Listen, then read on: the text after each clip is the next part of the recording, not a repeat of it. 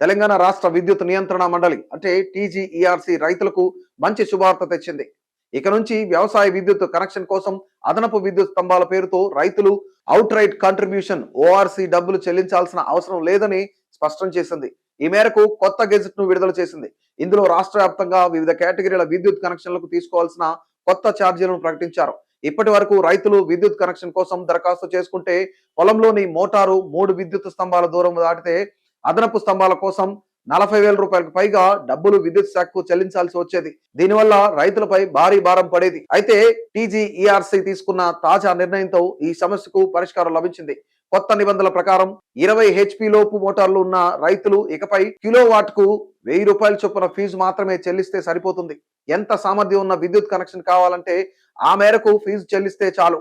అదనపు స్తంభాల కోసం ఓఆర్సీ డబ్బులు కట్టాల్సిన అవసరం లేదు. ఫీజు చెల్లించిన వెంటనే విద్యుత్ శాఖ సిబ్బంది వ్యవసాయ విద్యుత్ కనెక్షన్ ను మంజూరు చేస్తారు.